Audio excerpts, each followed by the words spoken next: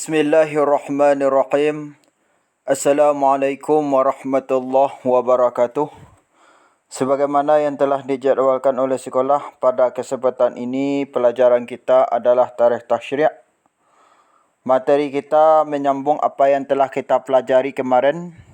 Akhir dari pelajaran kita kemarin terkait tentang metode-metode yang ditempuh oleh Al-Quran dalam rangka pembebasan budak, di mana budak itu habis untuk seluruhnya. Metode pertama yang digunakan oleh Al-Quran adalah di mana Allah Subhanahu wa taala mengenakan kewajipan-kewajipan terhadap manusia, khususnya pada waktu itu, dalam rangka mensyukuri nikmat Allah Subhanahu wa taala ketika mereka diberikan rezeki oleh Allah Subhanahu wa taala dengan cara memerdekakan budak, salah satu di antaranya. Kemudian kita lanjut metode yang kedua. Bismillahirrahmanirrahim. Ats-tsaniyatu annahu ja'ala tahrirar riqabi fi muqaddimati kaffaratin katsiratin an jaraima tajtarimu. Faqala fi kaffaratil qasli al-khata'i fi suratin nisa'i. Metode yang kedua, bahwasanya pekerjaan telah menjadikan dia Al-Quran akan pembebasan budak di awal kafarat-kafarat yang banyak dari sejumlah dosa. Maka telah berfirman di Allah Subhanahu wa taala tentang kafarat pembunuhan yang tersalah di dalam surat An-Nisa. Artinya, metode yang digunakan oleh Al-Quran, iaitunya metode yang kedua dalam rangka pembebasan budak, adalah dengan cara membayarkan kafarat-kafarat yang dilakukan oleh manusia umumnya pada waktu itu. Di awal dari kafarat-kafarat itu adalah tentang kafarat pembunuhan secara tersalah atau pembunuhan secara tidak sengaja. Agar lebih jelasnya, mari kita lihat tentang kafarat pembunuhan ini di dalam surat An-Nisa. Wa man qatala mu'minan khata'an fatahriru raqabatin mu'minatin. Dan orang yang telah membunuh dia orang mukmin lain secara tersalah, maka kafaratnya adalah memerdekakan seorang budak mukmin. Jadi jelas dalam surah An-Nisa ini Allah mengatakan siapa saja yang membunuh orang mukmin secara tersalah, secara tidak sengaja, khususnya orang-orang yang membunuh ini pada waktu itu, pada masa Nabi SAW, maka orang yang membunuh ini dikenakan kafarat oleh Allah Subhanahu wa taala sebagai kafarat pembunuhan secara tidak sengaja dengan cara memerdekakan seorang budak mukmin. Jelas. Kafarat pembunuhan di sini salah satu di antaranya adalah memerdekakan seorang budak mukmin. Dengan adanya kafarat ini, tentu budak yang ada lama kelamaan akan menjadi habis. Ini tentang kafarat pembunuhan secara terskala. Wa qala fi kafarati zihari fi suratil mujadalati. Dan telah berfirman di Allah SWT tentang kafarat zihar di dalam surat Al-Mujadalah. Walladzina yuzahiruna min nisa'ihim thumma ya'uduna lima qalu fatahriru raqabatin min qabli ayyatamassa. dan orang-orang atau suami-suami yang menzihar mereka suami-suami akan isteri-isteri mereka suami, kemudian kembali mereka para suami itu akan sesuatu yang telah mereka ucapkan, maka kafaratnya adalah memerdekakan seorang budak sebelum bahawa berhubungan keduanya suami isteri. Artinya, dalam rangka pembebasan budak, terkait dengan kafarat juga dikenakan terhadap suami yang menzihar isterinya. Apa makna zihar? Makna zihar di sini adalah seorang suami mengatakan isterinya sama dengan ibunya.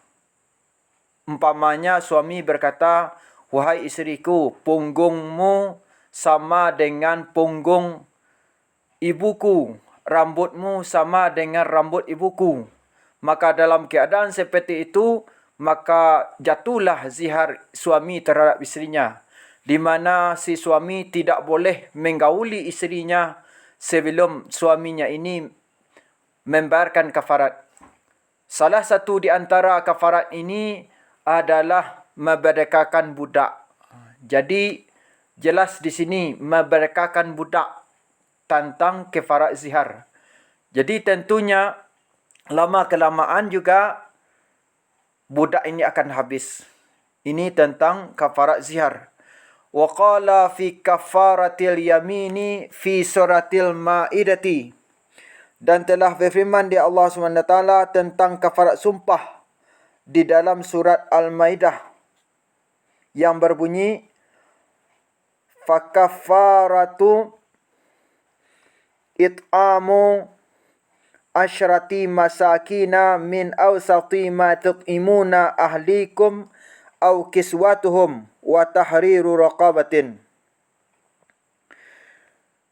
Tentang kafarat sumpah, Allah mengatakan maka kafaratnya adalah memberi makan 10 orang miskin sebahagian dari apa yang memberi makan kamu akan keluarga kamu, atau pakaian mereka, atau memerdekakan budak. Jadi jelas dalam surah Al-Maidah ini Allah Subhanahu wa taala dalam rangka pembebasan budak mewajibkan kepada pelaku pelanggar sumpah, di mana sumpahnya ini berbeda dengan apa yang menjadi kenyataan, maka orang yang bersumpah pada waktu itu khususnya dikenakan kafarat sumpah. Maka kafarat sumpah ini sebagaimana dalam ayat ini, salah satu di antaranya adalah memerdekakan budak. Jelas di sini ada lagi kafarat itu memerdekakan budak, yang tentunya lama kelamaan budak ini akan habis. Kemudian as-salitsatu annahu lamma bayyana masarifaz zakati ja'ala minha sahman min thamaniyatin lirriqabi, yakni annal imam alladhi ya'khudhu zakata minal muslimina yaj'alu thamanaha fi tahriri qabi. Metode yang ketiga, bahwasanya pekerjaan tatkala telah menjelaskan dia Al-Quran akan benda-benda yang wajib dizakatkan. Bagaimana tatkala menjadikan dia Al-Quran darinya benda-benda yang wajib zakat itu akan diberikan kepada 8 orang golongan. Di antaranya adalah untuk budak. Bermaksud dia pengarang akan bahwasanya imam, katakanlah amil, yang mengambil dia amil akan zakat dari orang-orang muslim, menjadikan dia amil akan harganya zakat itu pada memerdekakan budak. Jadi metode ketiga yang diungkapkan oleh Islam, dipakaikan oleh Islam dipakaikan oleh Al-Quran adalah dengan cara memberikan zakat-zakat yang terkumpul oleh orang-orang Muslim yang diminta dan dibagikan oleh amil akan diberikan salah satunya kepada budak dalam rangka pembebasan dirinya. Kita ingat ya, bahwasanya salah seorang dari asnaf 8 yang berhak menerima zakat fitrah itu adalah budak. Kenapa budak itu berhak menerima zakat fitrah?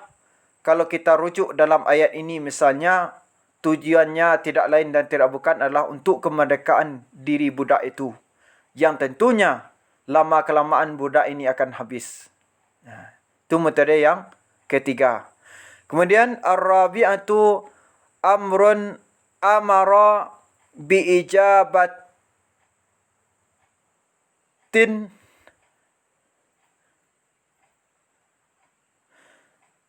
amara biijabati man talabal mukatabata minal ariqai wa musa'adatihim ala adyatil maqlubi minhum. Metode yang keempat telah memerintahkan dia Al-Quran dengan memperkenankan budak yang telah menuntut dia budak akan. Metode yang keempat adalah telah memerintahkan dia Al-Quran dengan memperkenankan wali yang telah menuntut dia wali akan penulisan kemerdekaan budak dari budak-budak dan membantu mereka atas membayarkan yang dituntut dari mereka. Artinya, metode yang keempat yang digunakan oleh Al-Quran dalam rangka pembebasan budak adalah dengan cara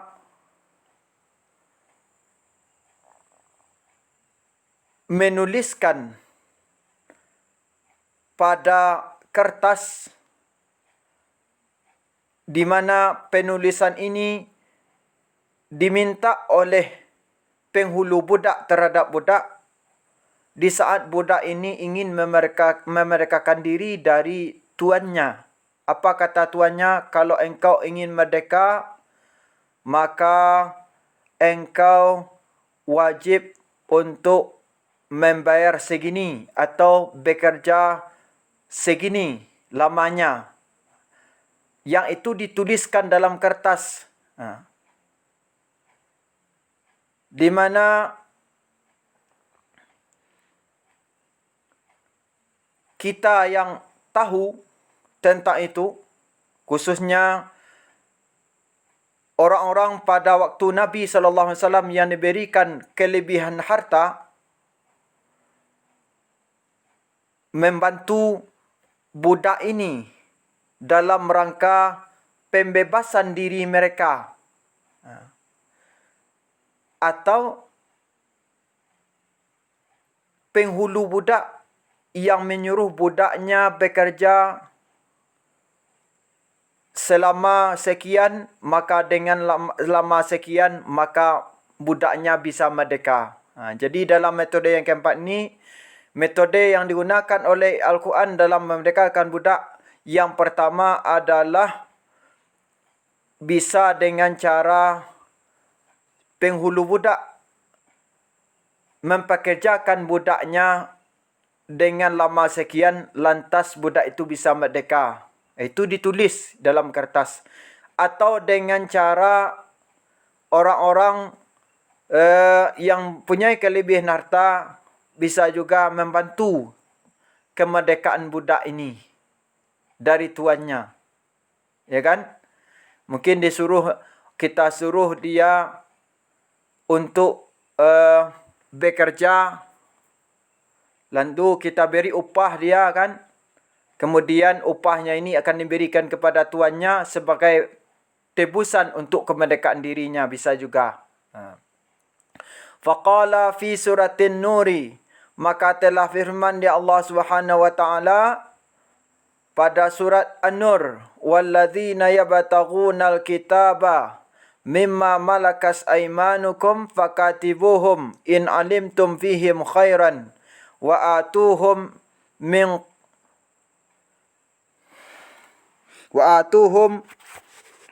min balillahi allazi atakum. Dan orang-orang yang mengharapkan mereka akan kitab, yang mencari mereka akan kitab dari sesuatu yang telah memiliki kanan-kanan mereka, maka tulislah oleh kamu akan mereka jika mengetahui kamu pada mereka akan kebaikan, dan berikanlah oleh kamu akan mereka budak itu dari apa yang telah memberikan Allah akan kamu. Artinya, dalam surah An-Nur ini Allah SWT memerintahkan kepada para penghulu budak, ketika budaknya ini ingin merdeka, di saat mereka merdeka itu ada kebaikan untuk diri mereka, maka penghulu menulis kemerdekaan mereka itu dengan cara, mungkin caranya tadi mempekerjakan mereka selama sekian, lalu mereka bisa merdeka. Atau budak ini membiarkan kepada penghulu budak huang segini, dengan cara kita membantu mereka, orang-orang yang pada waktu itu yang diberi kelebihan harta oleh Allah SWT, membantu budak ini untuk penebusan diri mereka kepada penghulu mereka. Lantas dengan hal itu, bebaslah budak ini dari perbudakan terhadap dirinya. Wa dzalika kulluhu fadlan anit targhibi al-katsiri min sahibi syariati sallallahu alaihi wasallam fi tahriri riqabi wal wasaya al mutakarrirati bi rahmati man kana fi aidihim minha wa laysa fil Qur'anil karimi ghairu nassin wahidin alal istirqaqi wa huwa darbur raqi alal asiri fil harfi. Dan demikian keseluruhannya, demikian artinya metode-metode yang kita bahas tadi akan sempurna ketamaan dari keinginan yang banyak dari sahib syariat Nabi SAW pada pembebasan budak, dan wasiat-wasiat yang berulang dengan kasih sayang penghulu yang telah ada dia penghulu budak di tangan-tangan mereka. Dan tiadalah pada Al-Quranul Karim satu nas saja tentang kemerdekaan budak ini. Jadi, akhir dari